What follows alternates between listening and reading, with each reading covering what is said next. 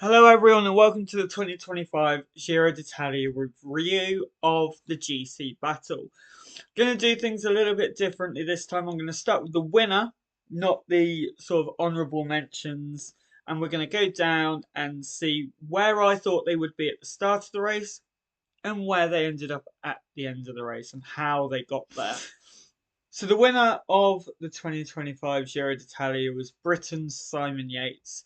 And at the beginning of the race, I thought he was a top five podium contender, but I didn't think he'd be anywhere near the battle for the win. During the race, he raced very conservatively for the first 19 stages. He was following, conserving that energy. Gained a bit of time on most of the GC rivals on that wet day where Ciccone and everyone nearly was caught out in a crash.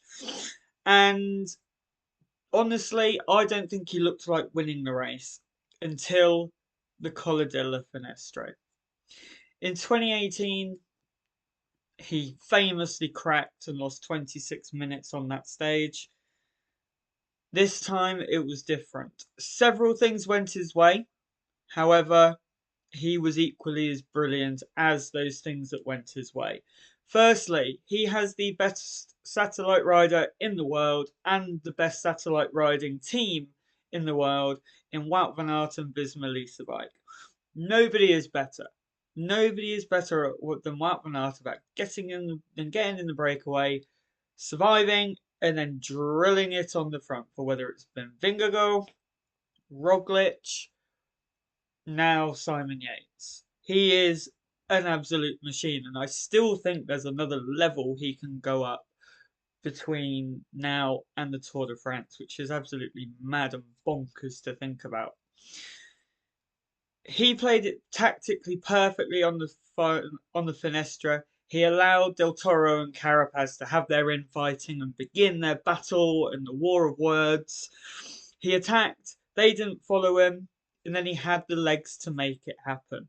At the top of the Finestra, he had around a minute, and he just went bang, bang, bang. He'd have won, I think, still without Wout van Aert's super beast mode, but Van Aert made it easier for him to win the race in what was a career defining moment for me. He won the 2018 Vuelta, but if you only win something once, or in his case a Grand Tour once, you can be seen as a bit of a one-hit wonder. Now he can't, and in incredible fashion as well. In second place, we had the young Mexican 21-year-old Isaac Del Toro, who also won the Best Young Riders jersey. He came into the race as a super domestique for Ayuso and Yates, and arguably fourth card on GC, probably behind Brandon McNulty as well. But he tends to do his own thing, and I'll get onto that later. As the race went on, though, you could see that he was better than most of them. At the end of the first week, he was in pink, not far ahead of Ayuso, but comfortably ahead of Adam Yates and McNulty. So it was clear that they needed to use him differently, and they did. He was the strongest rider in the race in the second week. He could follow Bernal's madness attacks very comfortably, while UAE were trying to make a decision about whether Ayuso could win or not.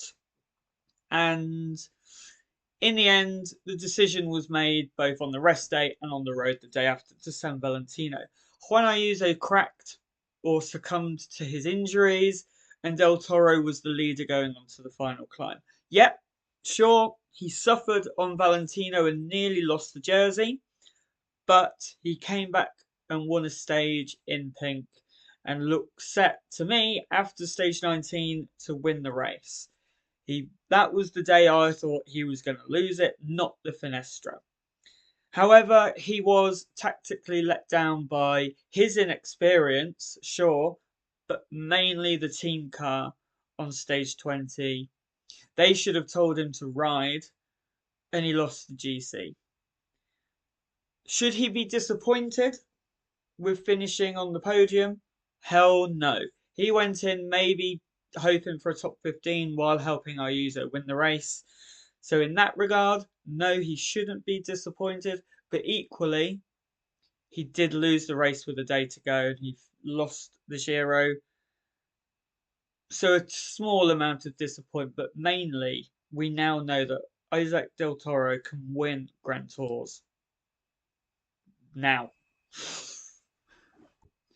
Richard Carapaz finished third in what was an aggressive and interesting Giro d'Italia. He started off for me as a podium contender, but likely to miss out because I had Egan. I had probably had Carapaz in fourth place. During the race, he rode aggressively. He could follow those Bernal attacks easily.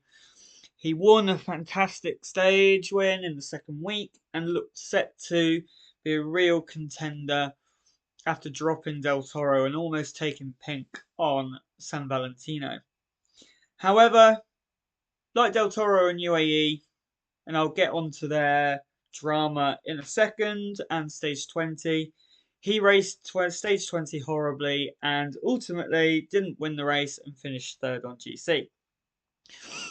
So while we're on the subject of stage 20 and Del Toro and Carapaz, let's get into what happened and then what I think should have happened for both of them instead in order to potentially win the race. So their first mistake was EF and UAE allowing Van Aert to go up the road. Their second mistake was allowing the gap to grow too big, which meant Van Aert would find it much easier to get over the top of the Finestra and be ahead of Simon Yates for the important bit. The third thing, at the base of the Colle delle Finestre, EF launched an insane attack for 1 or 2k, full lead-up mode to Carapaz attack. Isaac Del Toro 1 was isolated, but he also responded pretty comfortably at his own pace, and maybe Carapaz also overreached at that point as well. Fourth thing, Carapaz should have followed Simon Yates' attack. He's closest on GC. Why would you play the game? I don't know, but he did. Number 5, although initially right not to pace and ride with Carapaz to chase Simon Yates, when it started to become obvious that Carapaz wasn't bringing Yates back, and it was about 40 seconds to a minute, Del Toro should have ridden then. Even if he was at the limit, to show Carapaz that he's willing to defend the jersey. Then get into the valley and ride. And then number 6 is their messy valley race, which meant the race was over and Yates had won. So that's what happened. What do I think should have happened? 1, no Van Aert up the road in a perfect world. 2, if he is up the road, you keep the gap as small as possible to minimize the chances of him getting up the Finestra. If you could minimize it to 3 minutes, perfect. But also if it had to be 5 minutes, that would be equally good as well, because Van Aert wouldn't have been up the road. Number 3, EF, instead of doing a kilometre or 2k attack, they should have increased the pace over the first 4 or 5k of the Finestra and then launched Carapaz. Long effort suits Carapaz more than Del Toro, as we saw on Valentino. He should have done it like that, not this insane overreaching lift to then bring it back down to earth. Second, he should have followed Yates. Number 5, when the gap was at a minute, roughly, Isaac Del Toro should have ridden. And that was at the top of the Finestra. You know, worry about Sestria later. They should have said to each other, no messing around, we ride together. Whatever happens on Sestria happens. If Del Toro ends up winning, so be it. If Carapaz ends up winning, so be it. But they needed to close Simon Yates, and that should have been the big aim for both Del Toro Carapaz, EF, and UAE. Number 6 just got on with it in the valley. They both acted like children. The cars acted like children.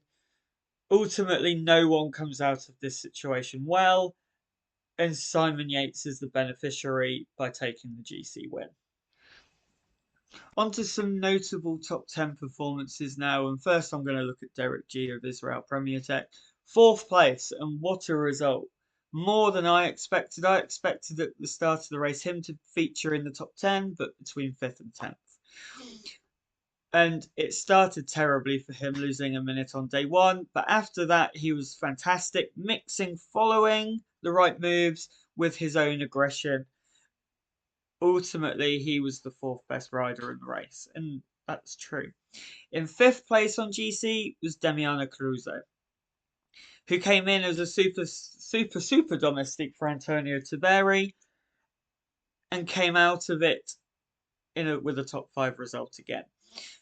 He was a constant presence for Tiberi during the first 2 weeks, and once the crash took Tiberi out of contention, he was free and he rode an incredibly solid final week to finish in 5th place. Giulio Pellizzari started the race being chained rightfully to one of the pre-race favourites, Primoz Roglic. However, as the race grew, we could see how much form he was in. He was a constant presence, like Caruso for Tiberi. He was a constant presence for Roglic. And when it was clear that Roglic wasn't going to feature in GC, and in fact when he DNF'd, Pellizzari was free and he flew into 6th place. Egan Bernal started the race for me as a podium contender, and I had him down to finish on the podium. And he was always aggressive. In that second week, on the gravel stage and in the second week, he was a constant presence attacking on the front.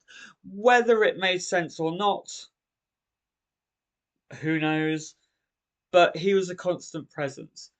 However, a crash and fatigue, I think, ultimately in the 3rd week took him out of contention for the top 5, and he ended up floating down to 7th place. However, first GC tilt since his crash. It is great to have him back, and I can only hope that from here he gets better. Honourable mentions will come next. And now on to some honourable mentions here, where I'll include at the end the 2 pre-race favourites. In 9th place, we had UAE's Brandon McNulty. He was a constant presence in the peloton, in the GC group, but he did no work. Bearing in mind, they came into the race with a rider that had very serious potential to win the race. And in Del Toro, throughout the race, they had a rider in the pink jersey for 11 days. You would have thought they'll turn around and say, you've got a ride. However, clearly they didn't, or he just didn't want to. And he ended up in the top 10. Why does that top 10 for him matter so much? And why does the team care so much about that top 10 if they don't win the race? He should be criticised for not riding for the team. If Ayuso is going to be rightly criticised for not riding for Pogacar on the Galibier stage in 2024 at the Tour, McNulty needs to be talked about as a rider that should be criticised as well. He should have ridden. Simple as that. You've got a rider that can win the race. Why did he not ride for Ayuso or Del Toro? That's my rant over, but it's strange. In 10th and 11th place, we had 2 riders that had a very similar race. Michael Storer and Max Poole, respectively, in those positions. They both struggled on the gravel, whether to positioning or to crashes, but they had a very consistent rest of the race to finish 10th and 11th. Max Poole had 2 very good TTs. Michael Storer was a very aggressive presence in some mountain stages. Both of them had a first real attempt at GC, and you've got to say it was a pretty good one for both of them. Max Paul, particularly, I think has a lot of scope for future development in the GC game. Next, I want to talk about Thomas of Pidcock. He finished 16th, which isn't his highest Grand Tour finish, but I do think this was his most consistent 3 weeks of racing. However, what was the difference between his 2025 Giro d'Italia and his performances at Ineos at the Tour?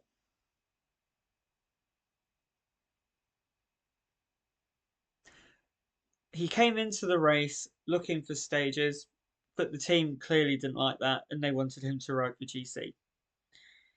For me personally, he isn't necessarily a GC rider. I haven't seen enough of him to turn him into a GC rider. However, he had the form this year to win 2, 3 stages, potentially. In the second week, he got dropped on the San Pellegrino climb and on the Monte Grappa. He should have set up on the Pellegrino stage to then get into breakaways later on. You don't even need to lose that much time to be given freedom to go into breakaways to win these days. You know, Diego Ulissi wasn't a million miles behind and he ended up in the pink jersey for the day.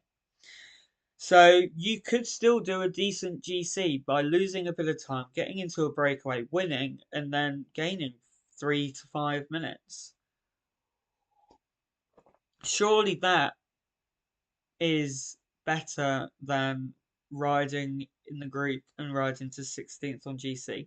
Now, sure, this year he doesn't have the depth to deliver him. He had the depth of riders to ride on the front for the early stages, but on the stages he could potentially have won, he had nobody there to make it hard. Pedersen's to Vicenza is a prime example. His team did the work. When Ineos ripped it up on the middle of the stage, he was on his own. And then positioning is an issue at the end of the race because he's got no teammates. What should Pidcock do at the Vuelta?